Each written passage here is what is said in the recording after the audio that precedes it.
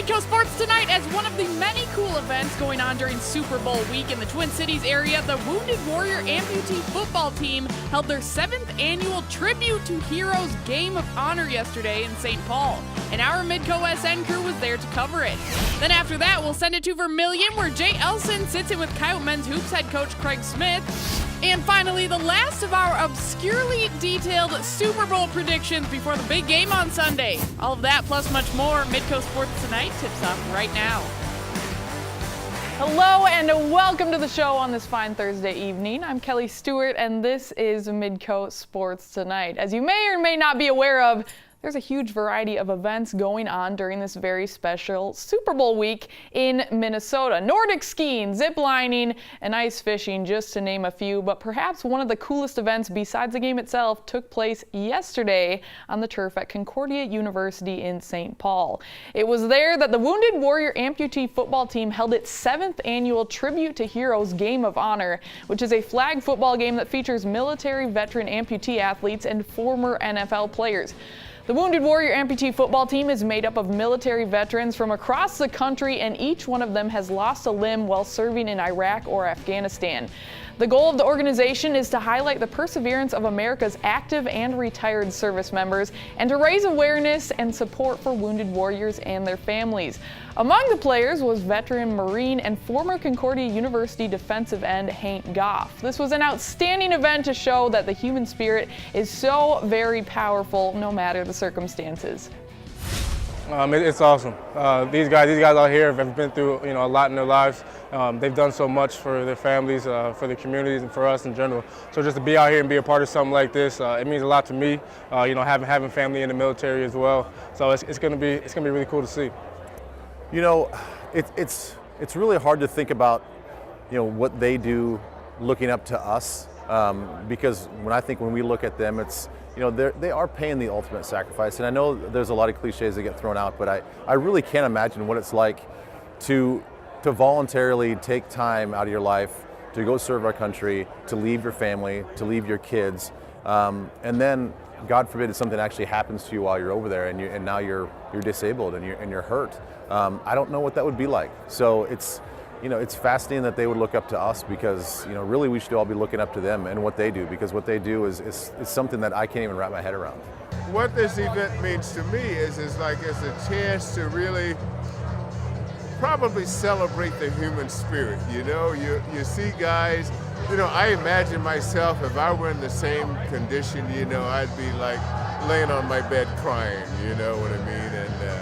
And these guys show you what's possible, what they can do. They get up there, they're fighters, and they get up and they keep going. You can't knock them down, So that's very inspiring. I mean, just to see that, whether they're playing football or whatever they're doing, I just think it's very impressive to see people with that kind of human spirit. I mean, football is such a together sport. So you grow so close with your brothers on the football team, obviously. And football is not really a recreational sport where you can go to the YMCA and play. So just being able to have this for guys to come together, guys who maybe haven't played football for a long time, be able to come together and just really share this moment. It's going to be awesome to see. It's definitely going to be an emotional atmosphere in here as well. I hope just a lot of fun. There's a lot of people from not only locally, but there's a lot of other football figures that are coming from around the country nationally. So hopefully they get to meet some people that they've only seen or heard of on TV or on the radio. So there's that aspect of it as well. And then just to be around a bunch of people that care about them. I think it's going to hopefully make them feel pretty good for a few hours.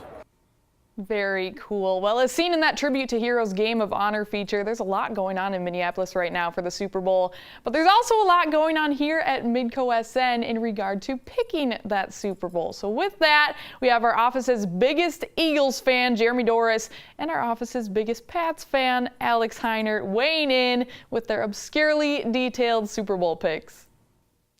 Super Bowl 52, Patriots-Eagles. Here's what's going to happen. Late second quarter, Pats are already up in the game. Nick Foles gets injured, rolls his ankle rolling out. Doug Peterson's got to turn to backup quarterback Nate Sudfeld, who immediately throws up all over himself. The spotlight's too big. He can't do it. So the Eagles go into the halftime without a quarterback, and Peterson doesn't know where to turn. And then he remembers from his days coaching high school football in Florida, there was a kid from Orlando who could sling it a little bit that just happens to be in the building by the name of Justin Timberlake. He pulls JT off the halftime stage. They get him into the locker room. He puts the pads on. He heads out to the third quarter. Will this be the greatest fairy tale in sports history? Of course not, because JT is a pop singer, not a franchise quarterback. Timberlake cannot get the Eagles' offense in sync, and Philly's dreams of a Super Bowl victory go bye as Tommy and Bill raise Lombardi number 6. Pats, Super Bowl champs. Mark it down. You want my prediction on the game? It all starts with the front 7. The Eagles' defensive line does it again. They are in Brady's grill all day long. Brady can be seen on the sidelines multiple times screaming at coaches and teammates. On the opposite side of the ball, Nick Foles has all day long to sit in the pocket and make plays. He has touchdown passes to Zach Ertz and Alshon Jeffrey. The running backs average over 6 yards per carry on the day. Former Patriot LeGarrette Blount and Chris Long have huge days. Blount has 54 yards rushing and a touchdown, and Chris Long has a strip sack along with 6 other tackles. This game is far too out of hand for the refs to bring the Patriots back now. Eagles win 24-13.